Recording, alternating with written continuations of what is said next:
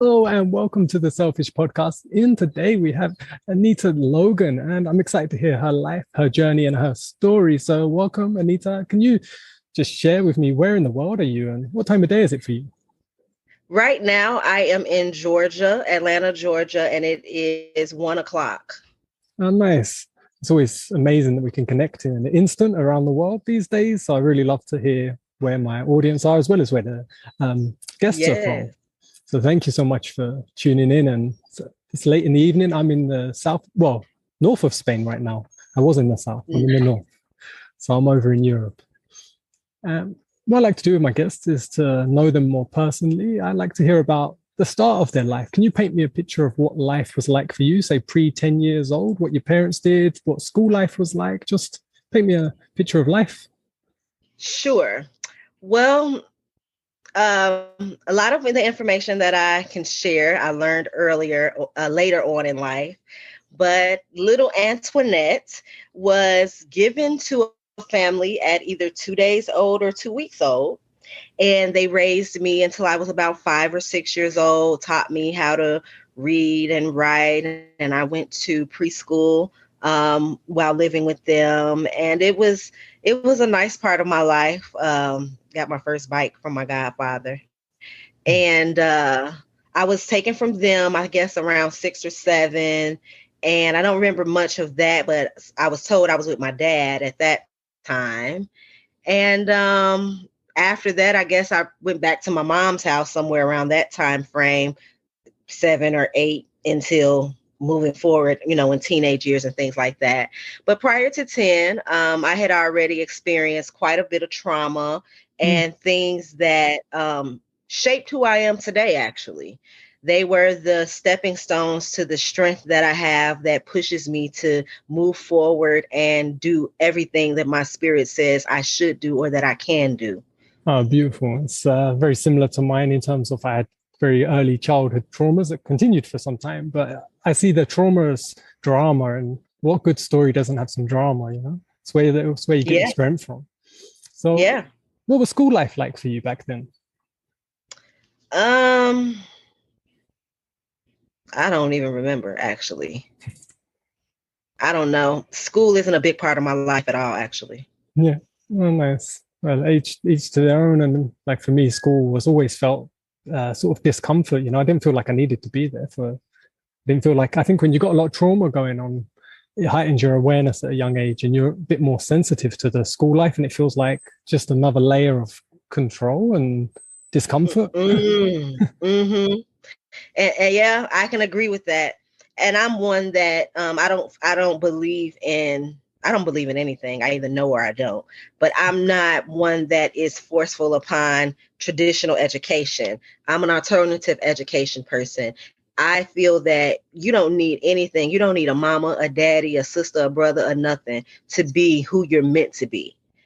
Who you are meant to be in your spirit, the reason that you came here to this realm, you can be that without anything extra given to you from this world. You don't need books and all these things because it's already inside of you. That's actually what you need is the remembrance of waking up and remembering, I know this already. I am that person already. And then acting on it. That's what we need. But it has nothing to do with school or the people that are placed in our lives. And honestly, like when you have situations where, like me, separated from my parents, you can't imagine how much time I've spent sad and crying, wishing I had my time with my mother and with my father and blah blah blah, when all along I could be further along than I am today had I not wasted time on that.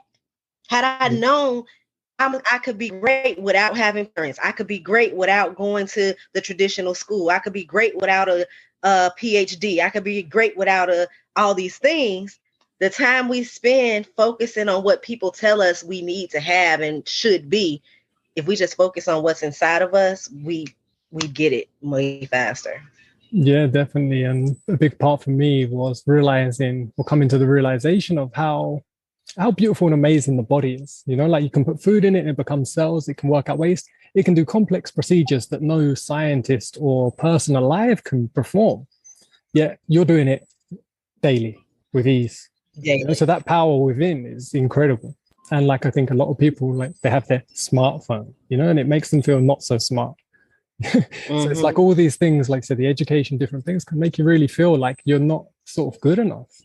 But then once you realize, wait a minute, how incredible and powerful you are, that sort of changes that perception, and like, so put you on a sort of, I think, a much more direct path for pleasantness would be the word for our use. What comes to mind first, not necessarily the first thing that happened, but what comes to mind first when I ask, what was an early struggle in your life? Being alone, surviving on my own. I raised myself.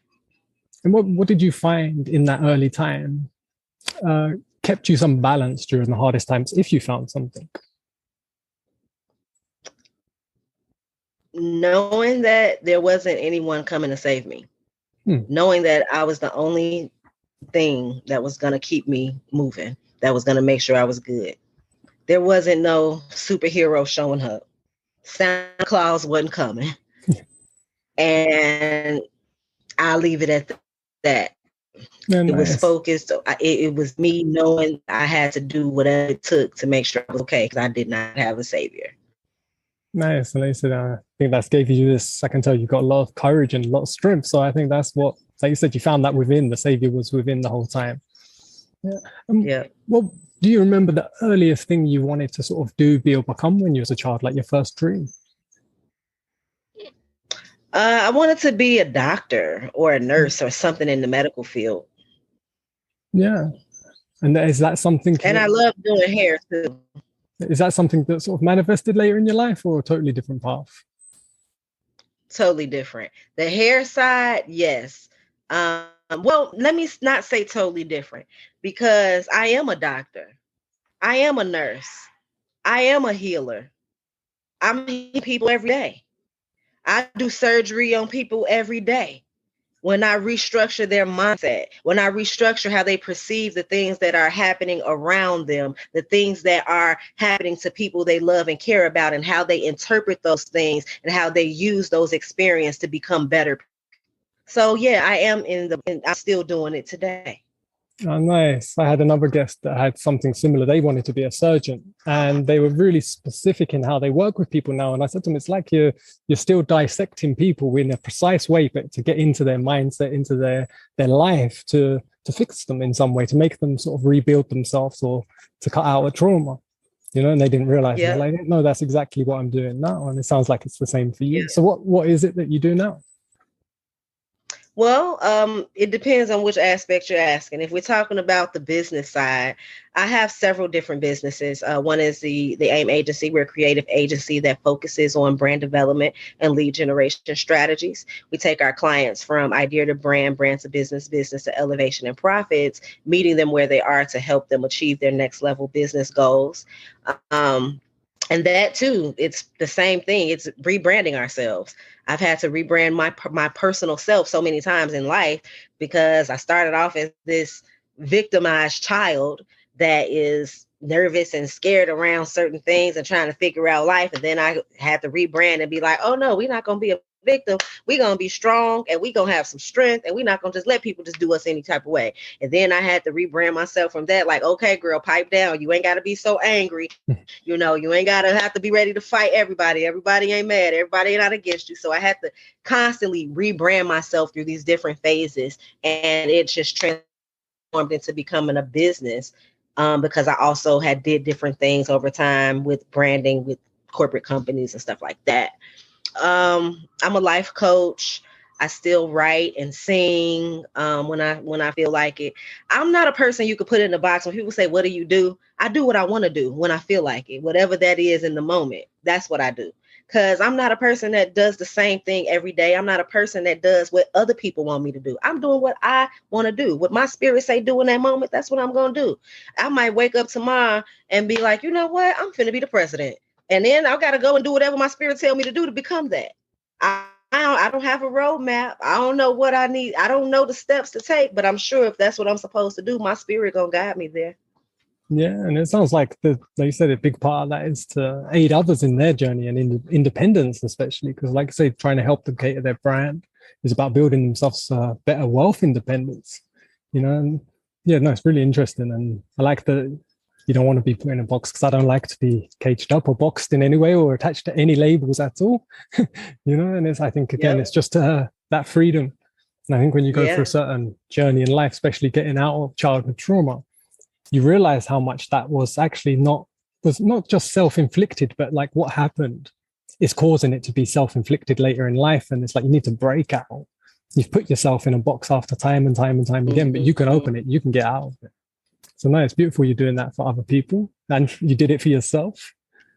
Yeah, and I'm interested, what kind of music do you sing? Well, nowadays it's just I don't have a genre. I just do what my spirit say.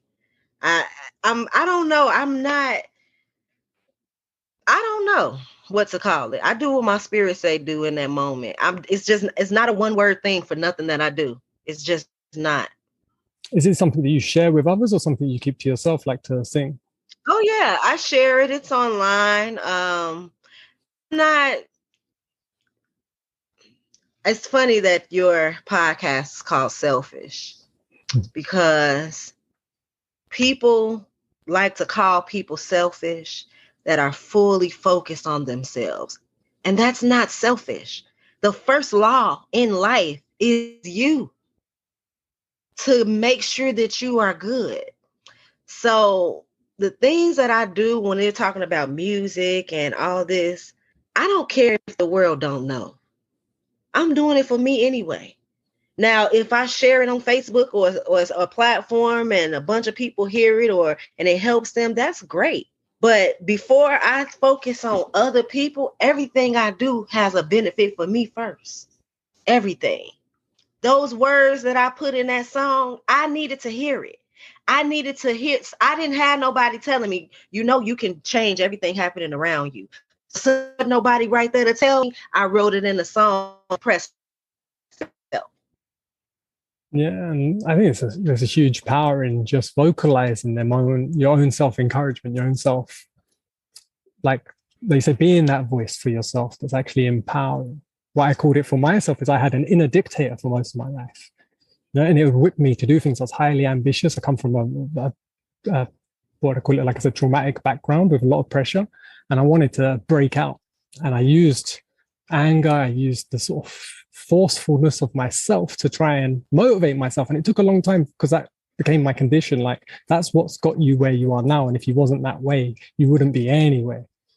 And then once I lost that, I realized, actually self-encouragement and a voice inside this talking to you beautifully and encouragingly actually makes you more productive, actually gets the job done better. So yeah, I can really resonate with that. In my book, it starts with I say that you've got to be for yourself what you're looking for from everyone else first. If you need somebody to clap for you when you do something good, you got to get up and clap for yourself. You got to jump up and down and be excited for yourself. If you need somebody to say it's okay, you gonna make it, you got to be doing that for yourself. We got to be it for ourselves first, because we can't let our lives depend on, we can't let our lives depend on other people. Yeah. What if no one ever says it? What if no one ever says, you got this, go and do it, you're the best? You mean to tell me you won't be the best and you won't do it because no one else said it? You can clearly just say it yourself, and your brain gonna hear it and act the same way. Yeah, no, that's a big thing for mine. It's like not doing things for others. If it happens to be a byproduct that it works well for others, that's just beautiful. But ultimately, you've got to keep that balance with it and keep yourself, like I said, ascending and progressing. Your life's actually developing. Yeah, and I spent a long time as a carer for my mother and then a carer for my partner. And it was like, through that, I sacrificed a lot of my own energy, a lot of my own, like, just life, but for someone else. But it took me a long time to realize that I need to look after myself so I can actually look after them better anyway, and sometimes you have to say no, like, I can't right now. I need to take care of myself. And I found personally that was a really hard obstacle to overcome at the beginning. Now it seems easy. Now it's not even a question, it's just because you just feel that that's the way it should be. Mm-hmm. So what's your book called? It starts with I. Sorry, say again. It's the self. It starts with I. Okay. It's all about self-love, mindset, business, wealth, money, and growth. It's an affirmations book. Affirmations that I was already using, but I never had actually put them together in a book form. So I put that book together and it changed my life. Oh, nice. And where is that available? Did. It's available on my website. You can get it on social media. It's in my Linktree.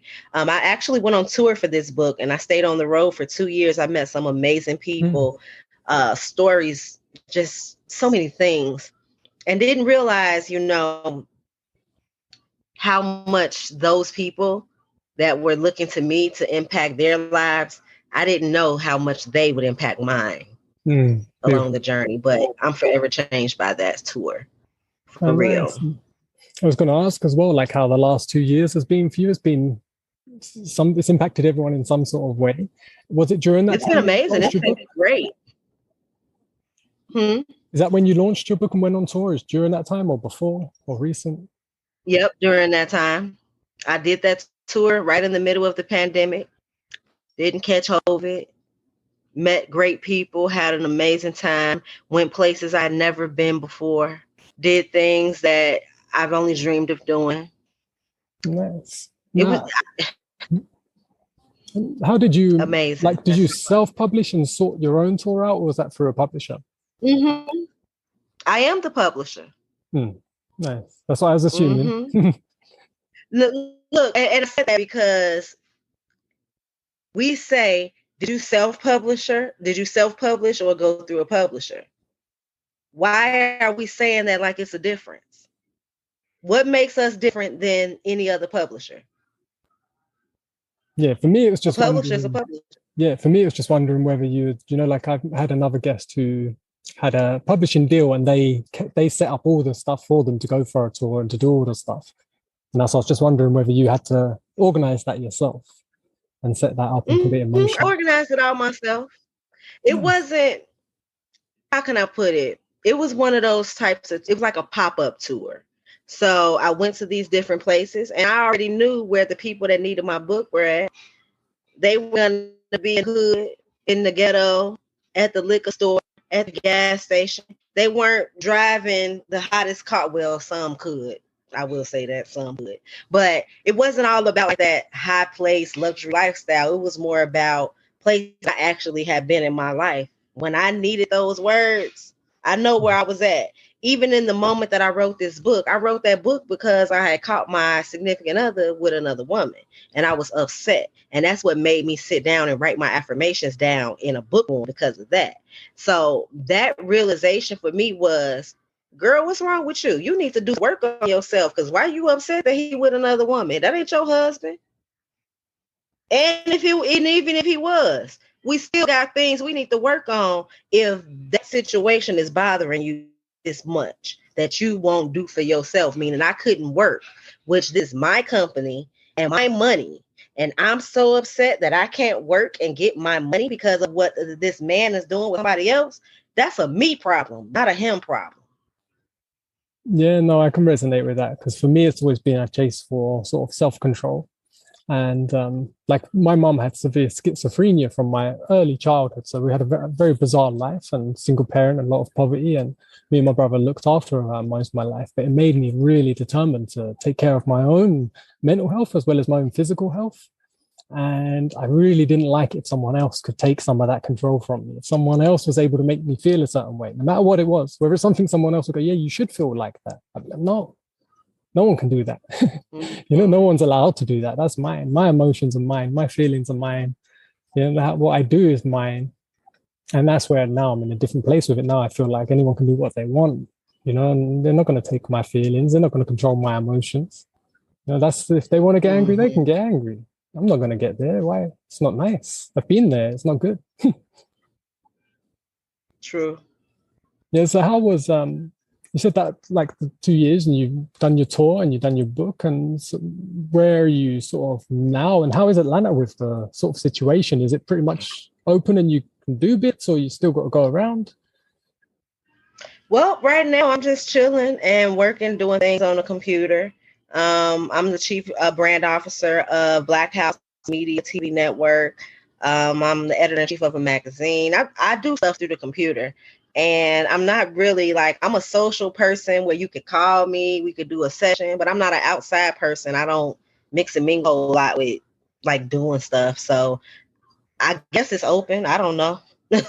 I don't know. And I don't live here. I live in Chicago. Oh, it's a long way. So what you doing in Atlanta? Because I want to be here.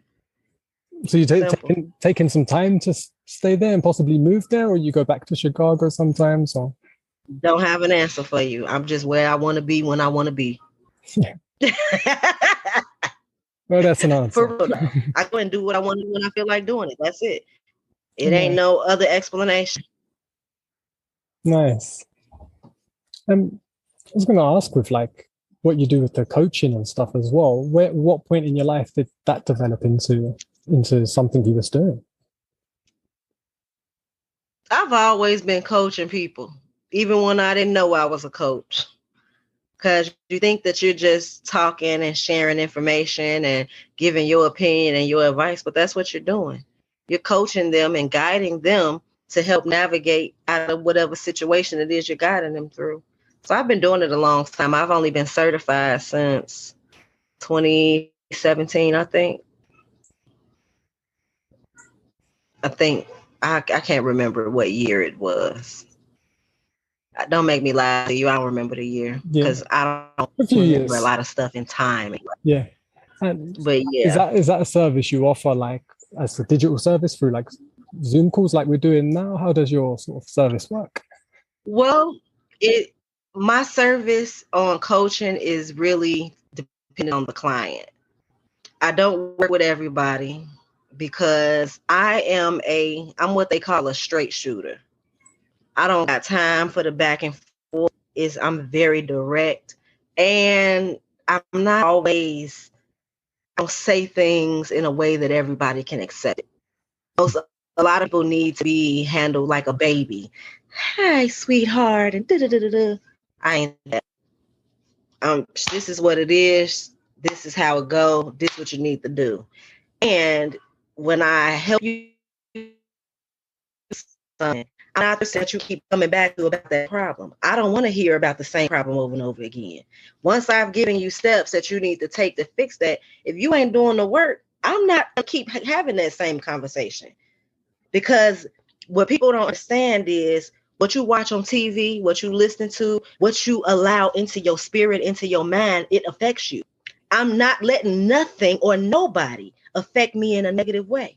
So because I'm a coach, if I allow your situation that could be negative, if I allow it into my space in that time, that's because I'm choosing to help you through it. I'm not going to continuously let you bring your negative energy into my space when you ain't even doing the work to remove it. That would be silly on my part. So I'm not a typical coach. I'm not, and I don't move in that way. Like I'm really, everything that people see from me is really about my self journey, and I'm willing to share it with those that need it along the way. So people don't have to call me a coach. They don't have to call me a consultant. You don't have to call me nothing but my name, really, because it's not about the business for real for me. I'm really doing what I'm doing because I'm a growing woman. I'm trying to be my best self. I want to be the best person that I can be till I am not in this realm any longer, until I transition to the next phase of my journey. And I can only do that by constantly learning, self-reflecting, doing the work to be better. And along the journey, you meet people that are not where you are today. They where you used to be. So if I can give you some encouragement, I can give you some tools that'll help you. I can give you some steps to take to get past where I used to be to get to where I am now or where I have been, then yeah, I'll do that. No problem. But you got to be ready. Because I'm not letting nobody take me off I'm not letting nobody stop me from getting where I got to go. I come first. There's not nobody in this world that I come first to besides me. And it's probably the same thing for everybody else. Yeah, like I said, I choose me. Yeah, and that is why this is called the Selfish Podcast, because I enjoy hearing people's stories. I enjoy hearing you tell yours, and so it's selfish for me. I'm doing it for myself, really, but I do share it with others. Yeah, and it's also about their self Yeah, and their life and their journey. So that was why it's called the Selfish. And like I said, selfish is used in such a I negative love it. term, but it's not Right, but it's a necessarily a positive negative. thing. You need to start there. If you're not serving yourself, you're not going to be able to serve anyone else. You'll soon empty your cup. That You'll is soon so run out of energy. Is there any practices or anything that you do daily for yourself to keep yourself in balance, or does it just fluctuate? well. I do my affirmations every day, all throughout the day. Um, to be honest, besides that and writing, those are probably the only two things that I do every single day. Because some days I don't even eat because I don't need to. But yeah, I do those two things every day. But it's not, to me, it's like natural. That's just what I naturally do. It's not even like, oh, I gotta do my writing. I gotta do my affirmations. It's just a part of what I do. Yeah, and so you're writing now another book? Are you on to your next one? Yes, it starts with Intentions will be out in a couple of months, maybe a few. I didn't put an exact date on it because I don't typically publish like through the Amazons and all that. I put everything on my personal site myself so I can know who my customers are. I can communicate with my customers. And once it's done, I'll release it. I was almost ready to be done with it, but I've got a slew of clients that I'm working with right now. So I had to push that a little bit on the back burner to focus on what my clients need. But then I'll pick it up and finish it and do the finishing touches, and it'll be ready soon. Yeah, and it's nice that you said like you find that process actually balancing. I think that's what drives. Like if it's your own passion, like you said, you're serving yourself by doing it. You're not doing it because you want to be an author. You don't want the title. Like you said, you're not even doing it because you know it can help someone. Most of all, you're just doing it because you feel passionate, and the byproduct is that Yeah, becomes of service. Like for me, I think yeah. everyone has an innate purpose and a place to serve in this earth, but they have to realize for themselves their own truths, their own identity, to be able to then be of that service. But it comes from some core purpose that they're driven through experience, through life, and however they ended up here. I'm shaking my head, but I missed a lot of what you said because Zoom is cutting in and out. So I don't even know all of what you Oh, said. I I'm missed sorry. a lot. It might be my end because that's why a lot of them are audio. Because as you can see, I'm sort of in the middle of nowhere, so my signal sometimes isn't quite. It might not be you. I've never had an 100% positive experience with Zoom ever. Yeah, no, I haven't. Even when I've been on, like, I've had really fast internet, Wi-Fi, or anything, and I'll be on a call with someone, and it's still choppy. I was on one this morning, and it Mm-hmm. just kept freezing, and it wasn't my end. There's like 5 or 6 people on there. I could see them all chatting, except from the main host, and it just kept freezing, and he had to cut the meeting short. But I've looked, it's just that everyone seems to It use happens like it. that. Since COVID, Zoom's become the number one video. I've tried a few others, but no one else seems to have the program, and it becomes a bit long for the guests to tell them to download something brand new unless they're already using it. Mm-hmm. But Mm-hmm. it's sort of Try like, StreamYard. sorry, Try StreamYard. StreamYard. I'll check that one out. I think I saw an advert for that only yesterday, actually. Something popped up. I wasn't sure if that was a live only or you can pre record as No, well. yeah, you can pre-record on there too. Oh, one of my cats has just jumped on the table. Sorry to be distracted. Was it keep these episodes to roughly 40 minutes? Was there anything else that we haven't covered that you wanted to share today? No, I just really want people to know that you have everything inside of you that you need to be who you want to be. Don't let the thoughts and the voices of other people stop you from being your best version of you. No matter what it is, tap into your I power. Let your power control what your perspective of things is. The I perspective for me is all about choosing the best version of everything so that in turn you feel great and you can move forward in a positive way that makes your life ultimately better. Nice. And what's your website, by the way? I'll put all your links in the description, but what is it? askmslogan.com. You can connect with me on Linktree. That is linktr.ee period EE / ask Miss MS Logan LOGAN, and all of my links will be there. Nice. And I have just a few short, fun, quick fire questions I ask every guest at the end of the show. Do you have time for them? Sure. If you had to choose one, a cat or a dog? Say it again. If you had to choose one, cat or dog? Dog. And what's your favorite color? Red. And in the simplest form, what motivates you? What excites you? Growth. Nice. And what sound or noise do you love? Rain or water. And what sound or noise do you not love so much? Loud racket.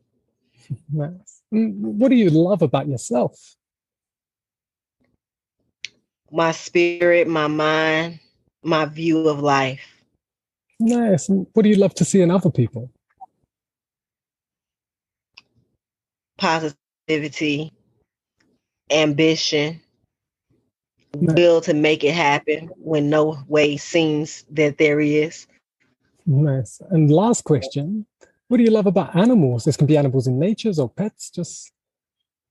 You said, what do I love about them? Yeah. Animals are natural. Like, you see videos of a deer and a cat. A deer got a cat laying under the deer like it's his mama, and then the dog come over there and the deer starts licking the dog. They not the same animal. They can't actually talk with words like us, but yet they exhibit love and care for one another, even though they're different. Yeah. Beautiful. So nice. Well, it's been beautiful to chat to you and get to know you a bit more. And I'm excited to share your story and your words with my audience. Thank you. It was great getting to know you and chatting with you as well. I appreciate you for having me on your platform. And you're welcome, and have a beautiful day. And I will follow your journey and check out more of your stuff, and recommend the audience go check the links in the description so they can also follow up on your work and what you do. Thank you so much. It's been a pleasure. You enjoy the rest of your day as well. You too. All right, catch you later. All right, bye.